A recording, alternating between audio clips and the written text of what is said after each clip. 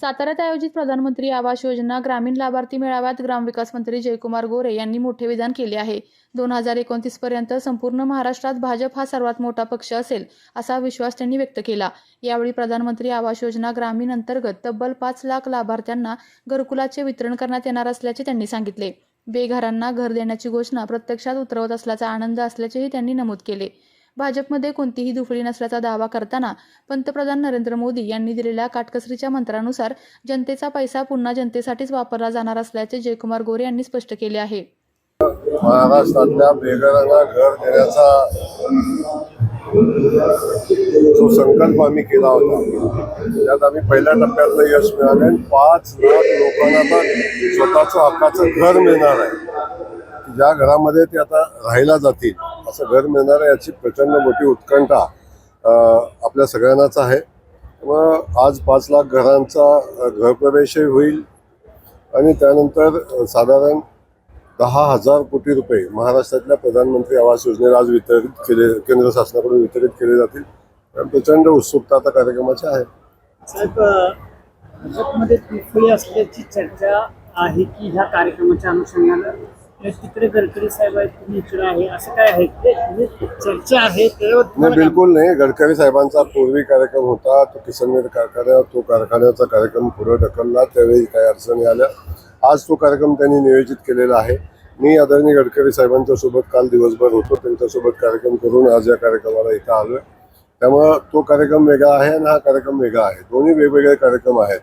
त्यामुळे इथं केंद्रीय मंत्री शिवराजसिंह चौहान साहेब इथे येत आहेत, सोबत मुख्यमंत्री येत आहेत आणि आदरणीय गडकरी साहेब किसनमेरचा जो पुरस्कार वितरण सोहळा आहे त्या सोहळ्याला जातात. या कार्यक्रमामध्ये आपण डिझेल पेट्रोल वाचवण्याचा प्रयत्न केलेला आहे, काय सांगाल? काटकसर दिसते. नाही, काटकसर ऍक्च्युली हा कार्यक्रम 50,000 लाभार्थ्यांचा होता किंवा 50,000 लोकांना अपेक्षित. आम्ही तो कट करून आम्ही 15,000 लोकांच्यावर आणला आणि जे शक्य आहे तर करायचा प्रयत्न केला. शक्यतो बसच वापरायचा प्रयत्न केला की अतिरिक्त गाड्या होऊ नये म्हणून बसेस आम्ही वापरले. साधारण 400 बसेस आपण वापरलेल्या आहेत.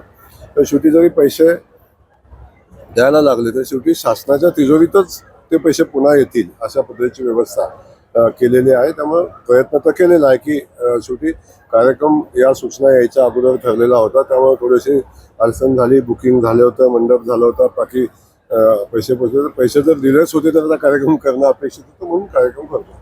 भाजपची मोठी ताकद आता वाटताना दिसते. एकंदरीतच जिल्ह्यातले मोठमोठाले कार्यक्रम होताना दिसते. एकंदरीतच या सगळ्या गोष्टी आगामी काळामध्ये 2029 पर्यंत अशा या मोठमोठाले कार्यक्रम झाले तर त्याचा कितपत फायदा होऊ शकतो? भारतीय जनता पक्ष फक्त सातारा जिल्ह्यामध्ये वाढतो असं नाही, अख्ख्या देशामध्ये भारतीय जनता पक्षाचा विस्तार होताना आपण बघतो. आणि सातारा जिल्हा एक यशवंतराव चव्हाण साहेबांच्या विचाराचा जिल्हा आपण सगळ्यांनी बघितलेला आहे. त्या जिल्ह्यामध्ये आता यशवंतराव चव्हाण साहेबांचे विचार भारतीय जनता पक्ष पुढे घेऊन जातोय अशी लोकांची मानसिकता झालेली आहे. तर लोक आता भारतीय जनता पक्षासोबत जोडतात आपण बघतोय आणि मला खात्री आहे की येणाऱ्या कालखंडामध्ये भारतीय जनता पक्षमय जिल्हा होताना आपल्याला दिसेल. जयकुमार गोरे आणि मकरंद अमलचं जुळलंय का?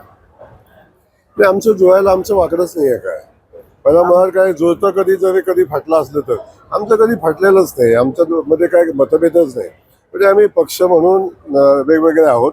त्यांना त्यांचा पक्ष वाढवायचा अधिकार आहे, मला माझा पक्ष वाढवायचा अधिकार आहे. त्यामुळे पक्ष वाढवण्याच्या अधिकारात आमची लढाई कधी मध्ये होते, पण सरकार म्हणून एकत्र. आमदार महेश शिंदे शिवसेनेचे आमदार आहेत, मात्र आपल्या भाजपच्या पदाधिकाऱ्यांनी मुख्यमंत्र्यांची स्वागताचे पोस्टर लावले, त्याच्यावरती त्यांचा फोटो पाहायला मिळतो. नाही, असं नाही. आपण सगळ्याच नेत्यांचा फोटो बघतो. आपण महायुतीमध्ये एकमेक आम्ही सोबत आहोत, पण शेवटी फ्लेक्स लावताना कुणी कुणाचा फोटो टाकावा, जो फ्लेक्स छापतो त्याचा अधिकार आहे. मग आपण त्याच्या अतिरिक्त बोलणं उचित नाही. मुख्यमंत्री एकनाथ शिंदे असतील, त्याचबरोबर मुख्यमंत्री सुरेंद्र पवार यांना निमंत्रण देण्यात आलं होतं. बिलकुल कार्यक्रमाचं निमंत्रण त्यांनाही दिलं होतं, पण आपण पाहतो की सगळ्यांचे व्यस्त कार्यक्रम असतात. कदाचित येतील, काय कन्फर्मेशन अजून आलं नाही, परंतु प्रत्येकाने अगोदर कार्यक्रम ठरवलेले असतात. शिवराजसिंह चौहान साहेबांनी 15 तारीख दिल्यामुळे आम्हाला हा कार्यक्रम घ्यायला लागला. आपल्या राज्याच्या व्यवस्थेवर वेळेवर कार्यक्रम नाही ठरला, केंद्रीय मंत्री मोदयांच्या वेळेवर कार्यक्रम ठरला आहे. त्यामुळं आज पुण्याची DPDC ऑलरेडी पूर्वी डिक्लेअर झालेली आहे. त्यामुळे DPDCला पालकमंत्र्यांना असणं अपेक्षित आहे. अशा काही अडचणी आहेत. पालकमंत्री आपले असणार बिलकुल असणार, त्यांचं स्वागत आहे आणि ते येणार आहेत कार्यक्रमात. आपल्या तालुक्यातील जिल्ह्यातील बातम्या सर्वप्रथम पाहण्यासाठी आजच सातारा न्यूजला YouTube चॅनलवर सबस्क्राईब करा, लाईक करा, शेअर करा आणि बेल आयकॉन प्रेस करायला विसरू नका.